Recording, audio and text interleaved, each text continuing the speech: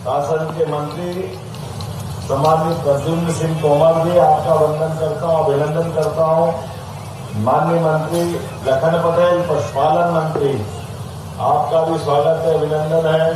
नारायण सिंह कुशवाहा जी का अभिनंदन है। माननीय मंत्री भारत सरकार, मेरे अभिन्न मित्र भारत सिंह कुशवाहा जी, माननीय सांसद ग्वालियर, इस अवसर पर हमारे दोनों जिलाध्यक्ष अभय चौधरी जी, कौशल शर्मा जी, पूर्व विधायक माननीय मंगल लाल गोयल जी, माननीय नगर निगम के मनोज तोमर जी, सभापति ग्वालियर, आशीष अग्रवाल जी, मीडिया प्रभारी मध्य प्रदेश, महेंद्र यादव जी, पूर्व अध्यक्ष निगम बीज निगम, माननीय जय सिंह कुशवाहा जी, साड़ा के पूर्व अध्यक्ष, इस अवसर पर प्रदीप डोंगरे जी, दीपक शर्मा जी, विनय जैन जी, विनोद शर्मा जी, राजू पोगरिया जी, प्रीतम भाई के लिए जोरदार ताली बजाओ। प्रीतम जी ने अभी महाराज जी बता रहे थे कि गौ व्यवस्था के लिए ट्रक भर करके तुरंत व्यवस्था करी।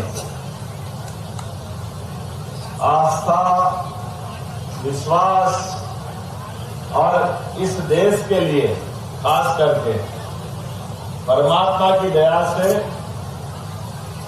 हमारे यहाँ तो वैसे महाराज जी आप सबके सामने बोलना सूरज को दीपक दिखाने के बराबर होगा। देश तो क्या दुनिया के लिए हम सबकी दो माताएं, एक माता जिससे हमारा जन्म होता है और एक वेद वाक्य में गावो विश्वस्य मात्रा, अर्थात विश्व की चराचर जगत की कोई माता है तो वो गौ माता है। मैं प्रणाम करता हूँ आज का गोवर्धन पूजा का ये यश परमात्मा जितना देगा उतना देगा, लेकिन सच्चे अर्थों में क्या हमारी जोरदार तरीके से मथुरा की टीम आकर के आपने कितने आनंद के साथ गोपाल कृष्ण का सजीव नृत्य के माध्यम से ऐसा लग रहा कि राधा कृष्ण यहाँ आ गए। वाह, आपका भी आपको प्रणाम करता हूँ। आपकी टीम के माध्यम से आपने जीवंत किया।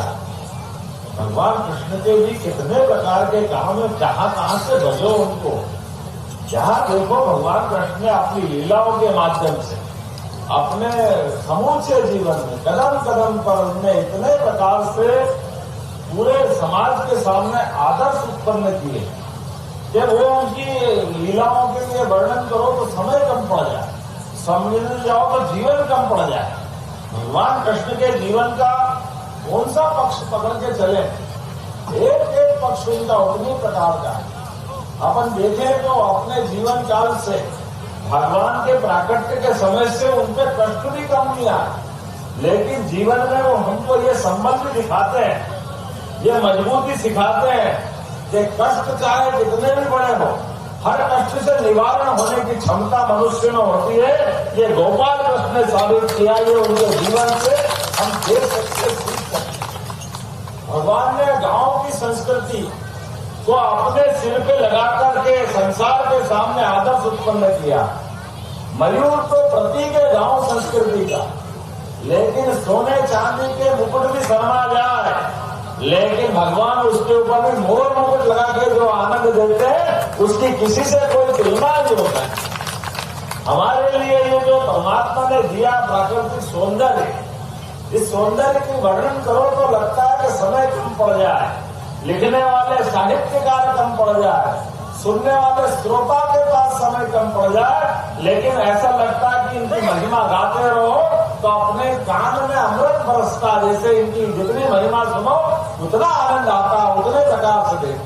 भगवान ने अपने एक एक काम से इस संसार को, खास करके गोमाता के मामले में, मुरलीधर मनुष्य तो मनुष्य जिनकी मुरली की दान से गौ माता है दूध की अमृत धारा देती है, आनंद वर्षा देती है। गौ माता और गोपाल ये सब तो किसी ने अगर दिया है तो गौ माता के माध्यम से भगवान को जीवन भर गोपाल और जीवन भर वो गोविंद बोलने में आनंद महसूस करते। गौ माता के माध्यम से ये गौ माता की तो महिमा कितनी गाय। मैं कुंभ की नगरी से आता हूँ, उज्जैन से। हमारे यहाँ माना गया कि देव दानव ने मिलकर के समुद्र मंथन किया और समुद्र मंथन में जो मिला, दूसरे नंबर का हमारे पास जो धन मिला वो गोधन था, गौ माता थी, कामधेनु थी हमारे लिए, ये उस समय की बात।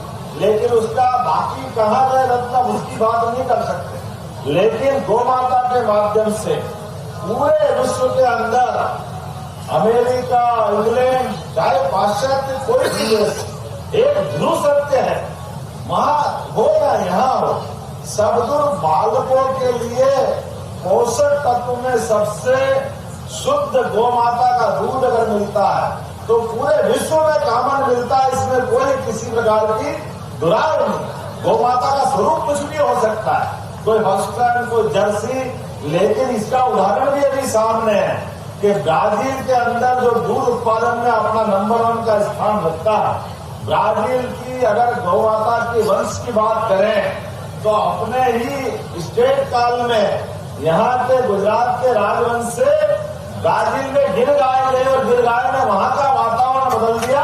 ये हमारे लिए सौभाग्य की बात। लेकिन हमारा धर्म पहचान नहीं पा रहा। आज मैं गोरस में गया, गोरस में कहते हैं कि नंद बाबा अपने 1 लाख गाय के वंश सहित उस समय तक यहाँ आकर के वर्षा काल में यहाँ रहते, वो बाद में वो उतर ले जाते, इतना पूरा हरा भरा क्षेत्र। लेकिन आज समय लंबा हो रहा है, हमने सरकार बनने के साथ तय किया कि हम भगवान कृष्ण के लिए एक बार नहीं, जो कहे जो कहने दो। लोग कह रहे हैं कि ये धर्म के मार्ग पे चल रहे हैं। मैं उनसे पूछना चाहता हूं कि धर्म के मार्ग पे नहीं चले तो क्या धर्म के मार्ग पे चल रहे हैं? अब तुमको तो समझ है नहीं, तुम्हारे मन में तो पता नहीं क्या क्या घुसा हुआ है। तुम अपने मन में जो सोचना सोचो। अब मैं पार्टी का नाम लूंगा तो गलत हो जाएगा। महाराज जी कहेंगे मेरे को आश्रम को तो बख्शो, गौशाला को बख्शो। अब महाराज करे क्या, ये आप बताओ। संसार में गौ माता के लिए, हमारे लिए वर्तमान के समय में सरकार बनती किसके लिए? हमारे यहाँ तो आप संकल्प भी कराते हो तो आप कहते गो ब्राह्मण हिताय, जगत जताय, कृष्णाय, गोविंदाय, तो आप काहे के लिए बोलते हैं? ये अगर धर्म के लिए सत्ता आती है तो सत्ता के माध्यम से गौ माता की भी रक्षा की जाएगी, इस बात में कोई शंका नहीं है। किसी को कोई कंफ्यूजन हो, एक बार तो 100 बार हो, इसमें कोई फर्क पड़ने वाला नहीं। हमारा प्रयास तो है घर घर गोपाल बनाए और गोपाल कृष्ण के जय जयकार करने वाले बने। इसमें क्या परेशानी? भाई गोपाल से गाय के पालन करने को तो प्रोत्साहन दे रहे हैं। आज हम अपनी पोषकता के आधार पर मनुष्य के जीवन में बच्चों के लिए कुपोषण की बीमारी आती है। अब कुपोषण से उसको पोषित बच्चा बनाना तो समाज कल्याण विभाग के माध्यम से कोई और चीज करने के बजाय शुद्ध दूध पिलाना चालू कर दो, अपने आप उसका कुपोषण दूर हो जाएगा।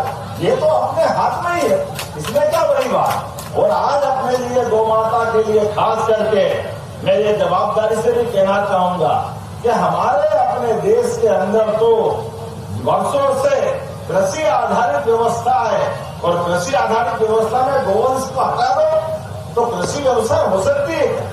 गोवंश के बिना कैसे कृषि? इसलिए गोवंश भी होगा जिससे हमारा अपना कृषि का व्यवसाय